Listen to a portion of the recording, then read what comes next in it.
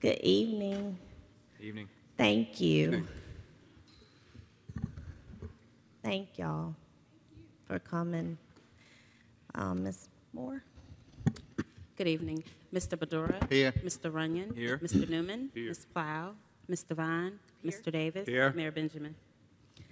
So thank you, Mr. Davis, members of council, for joining us this evening. It should be brief. I'm going to ask Chief Holbrook to come forward and just talk about a discussion of public safety operations. I shared with you this morning, early this morning, a kind of update or review of many of the measures that have been taken over the last several weeks with the unfortunate tragic events in Charleston and going forward, the continued discussion with the Confederate flag debate.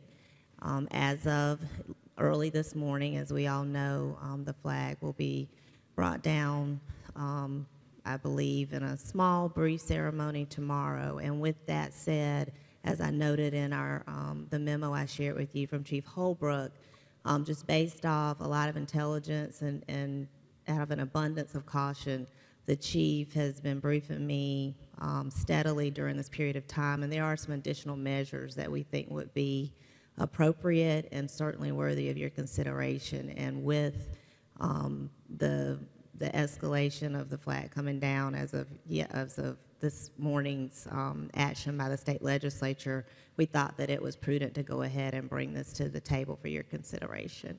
And with that, I'll let him give some more details. To include street closings tomorrow as well, we want to notice the public of those additional measures as well. Sure, okay, thank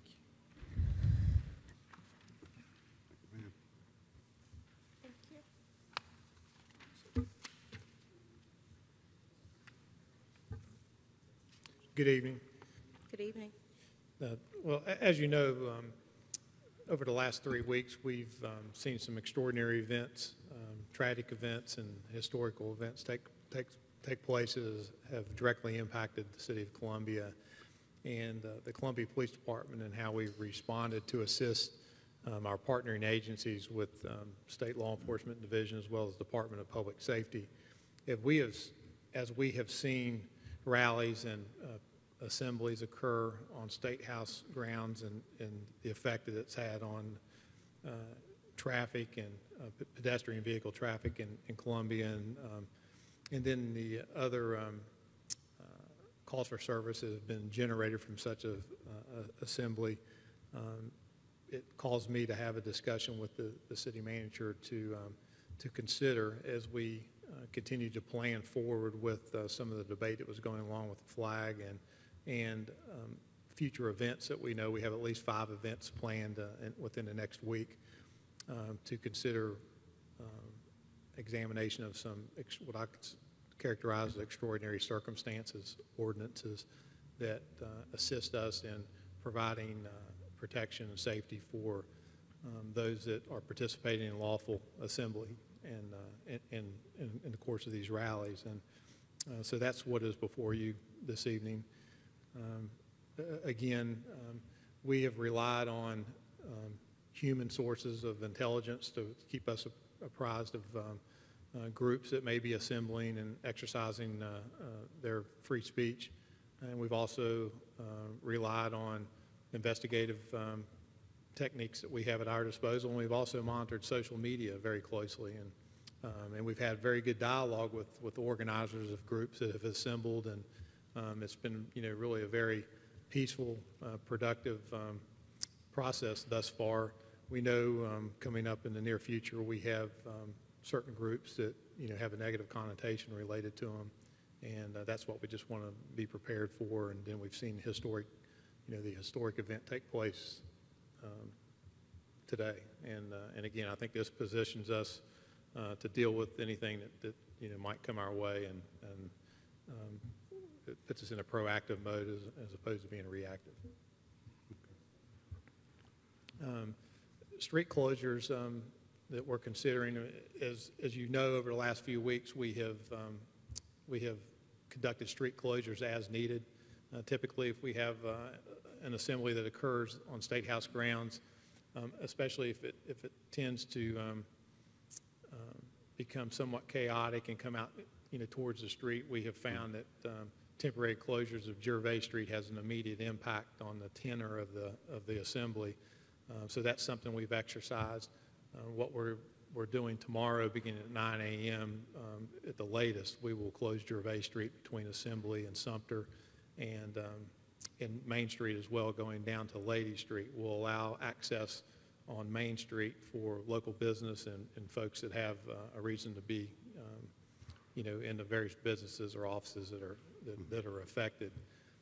But we will restrict any vehicular traffic on Gervais Street for an indefinite period of time, depending on what goes on the grounds.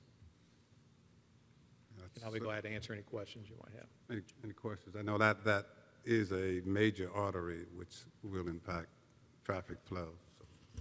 So, Yes, sir. any questions or comments?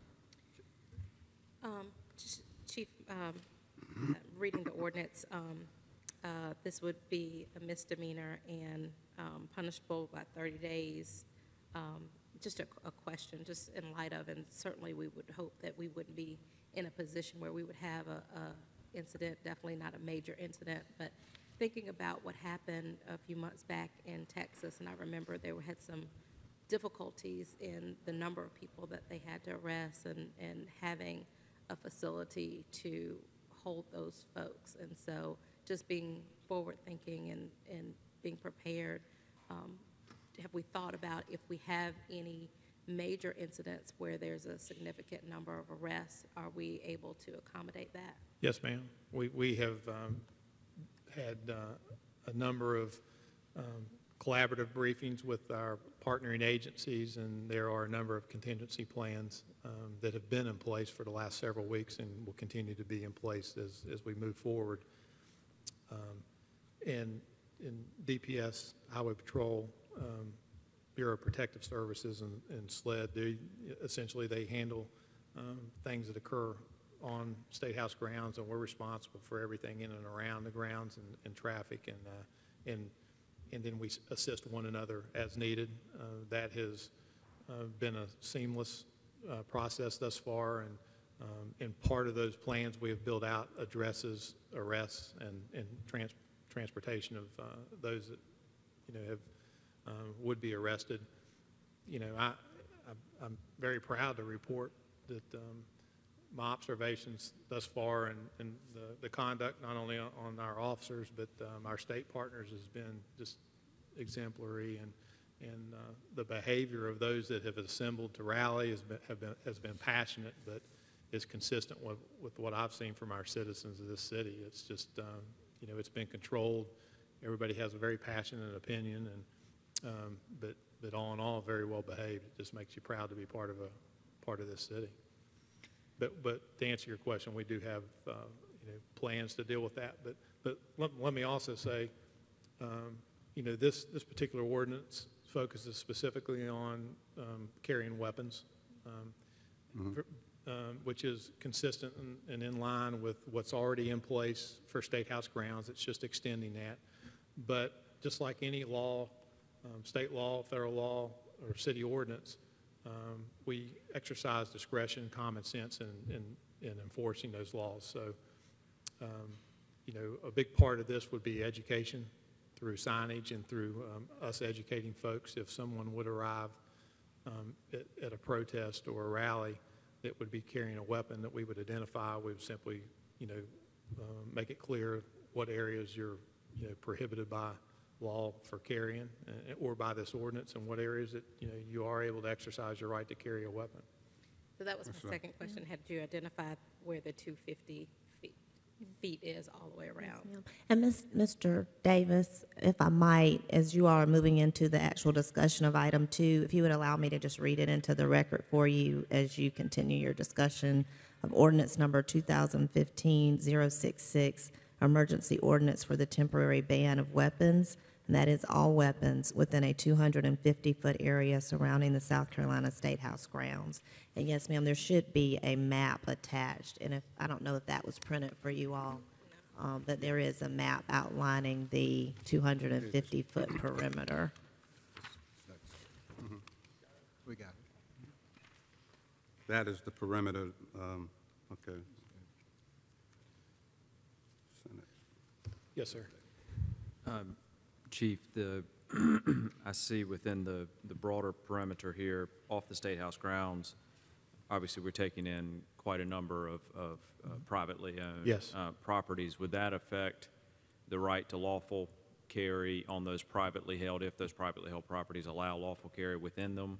Is Yeah. it just, it's just in the public spaces? Yes, or- sir. Okay. Public So- spaces only. Okay. And this, we selected the 250-foot mark. Essentially, the goal was to capture the streets that surrounded that really is what makes up the curtilage of the State House grounds. And yes, if you're looking down, it does capture pieces of buildings, and this would only apply to public spaces. So for instance, there's some apartments down here, if someone has a firearm in their apartment, is they're lawfully allowed to do? it? Absolutely. Okay. That's And if I might, Mr. Davis, there was one amendment as we were trying to get this to you all this afternoon. The last whereas, it should not have the word concealed in that last whereas. You all now have the final version, but there was one version, I think, that may have gotten posted, and we will certainly repost that if this is approved, and make sure that it's very clear to the public that this is extending the same law as applicable now to the State House grounds, where it is all weapons, not concealed or otherwise. So it bans all weapons. Okay. And when you say all weapons, that includes, I think most people consider firearms, but that would include knives and ammunition and all that. Yes, ma'am. Okay. Good. Chief, going back to road closures, because tomorrow it's a regular day for many people that is traveling on Gervais Street. How long do you think the road closures will continue? When you will reopen the roads?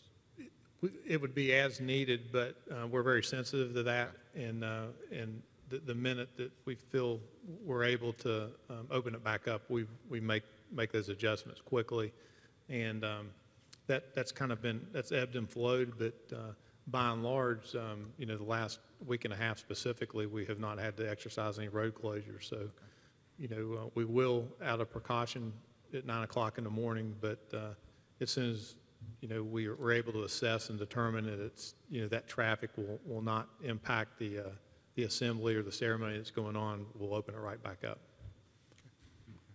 Okay. Any other questions? So moved, Mayor Pro Tem. Second. Would you call the roll, Madam Clerk? Yes, sir. Mr. Badura? Aye. Mr. Runyon? Aye. Mr. Newman? Aye. Mr. Vine? Aye. Mr. Davis? Aye. I want to say thank you to the council again for your support, and the new version, the most up-to-date version, has been posted online. Thank we- you so much. I move to Thank the adjourn. staff and Second. the department for having the foresight to have the necessary guidance in place so that everybody pretty much knows what their role is, and that we really do this in the best interest of safety of everybody in the capital city. Yeah, and I would like to just second that Chief, I just think you're doing a great job, and had a conversation with one of the folks who heads up the Merchants Association today, and they were just singing your praises about how forward-looking you are, and how poised in the way that you handle even difficult situations. So thank you, you're doing a great job. Thank you.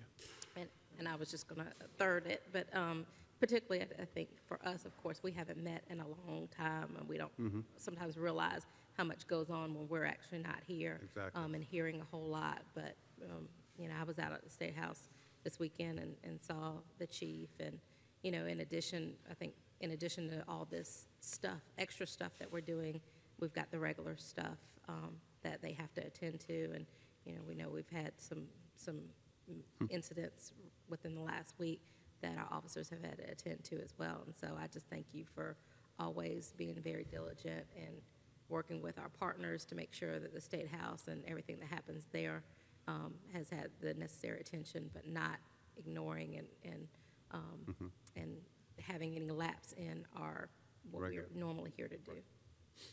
Very good. Way to stay proactive, guys. Appreciate it. Thank y'all. Appreciate it. Motion to adjourn, Mr. Badura? Is there a motion to adjourn? Yes? Motion, he So Second. moved. Second. Mr. Badura? Aye. Mr. Runyon? Aye. Mr. Newman? Aye. Mr. Vine? Aye. Mr. Davis? Aye.